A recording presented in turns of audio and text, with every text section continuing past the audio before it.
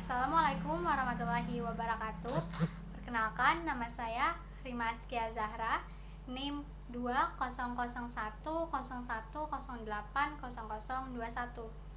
dari lokal PIAUD 20A, ingin mempresentasikan materi tentang kesulitan belajar dan cara mengatasinya. Kesulitan belajar, pasti semua orang pernah mengalami kesulitan dalam belajar. Termasuk juga saya pernah mengalami kesulitan dalam belajar. Kenapa? Karena di dalam proses pembelajaran, peserta didik mudah dalam memahami pembelajaran tertentu. Tetapi ada juga saatnya peserta didik sulit juga untuk memahami materi pembelajaran yang diberikan oleh seorang pendidik atau seorang guru.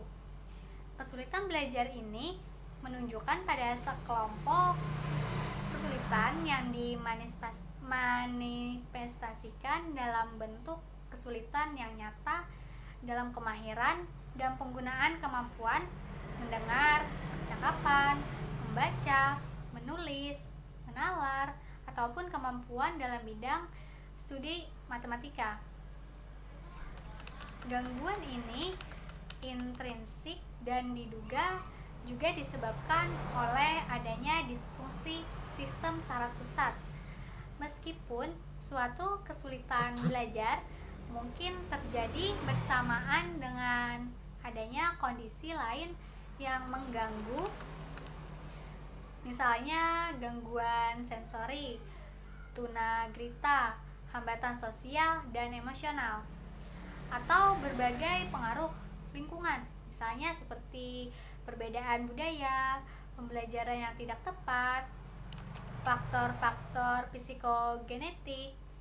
Nah, berbagai hambatan tersebut yang mana itu bukan penyebab atau pengaruh secara langsung, yang mana akibatnya siswa itu akan menunjukkan hasil yang tidak memuaskan. Kondisi ini juga dapat berdampak tidak bagus terhadap kemajuan anak. Nah, oleh sebab itu, kita perlu mengupayakan pemecahan masalah tersebut, baik oleh orang tua ataupun oleh guru di sekolah. Dan selanjutnya, kesulitan belajar dapat dikelompokkan menjadi dua faktor, yaitu ada faktor internal dan faktor eksternal. Faktor internal adalah faktor yang mana penyebab kesulitan belajarnya itu berasal dari dalam diri siswa itu sendiri. Misalkan seperti faktor biologis, kesehatan, faktor psikologis, inteligensi, perhatian, minat, bakat, dan emosionalnya.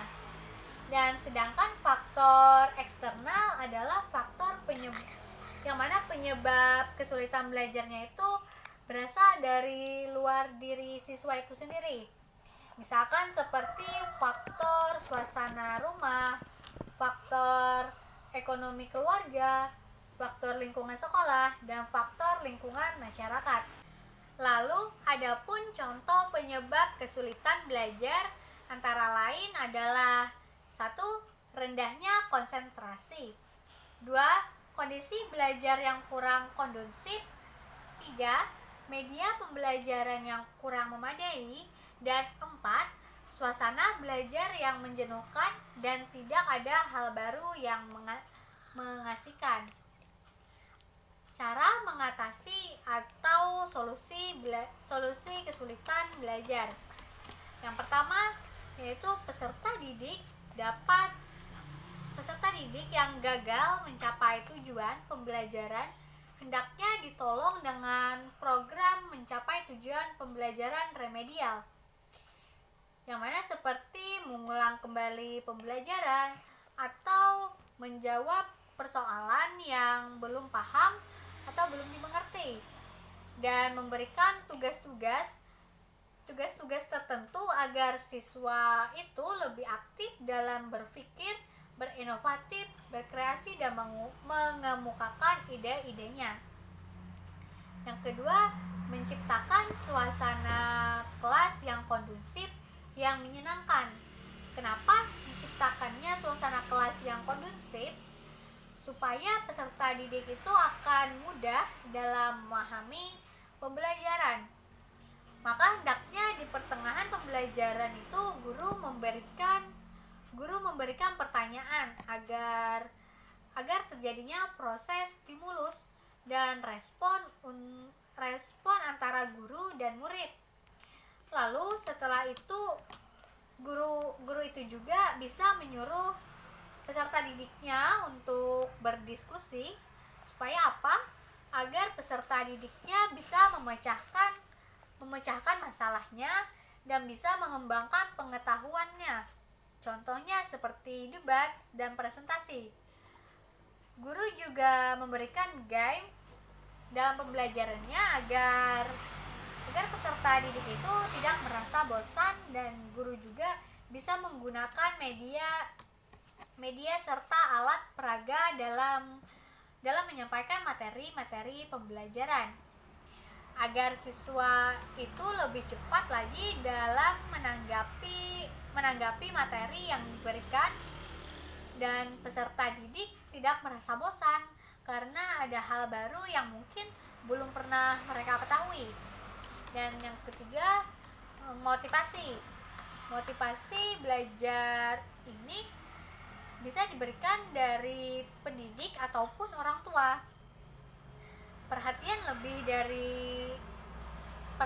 lebih dari seorang pendidik ataupun orang tua di rumah itu sangatlah penting. Kenapa? Karena peranan orang tua itu sangatlah penting untuk memberikan motivasi belajar intrinsik ataupun motivasi belajar ekstrinsik bagi anak, agar anak itu dapat memperoleh hasil yang memuaskan nantinya di dalam proses pembelajarannya. Mungkin itu saja presentasi dari saya. Mohon maaf apabila terdapat kekurangan dalam penyampaian materi, kurang jelasnya penyampaian materi, dan kurangnya media yang saya pakai di dalam presentasi materi ini. Sekian dari saya. Wabillahi taufik wal hidayah. Wassalamualaikum warahmatullahi wabarakatuh.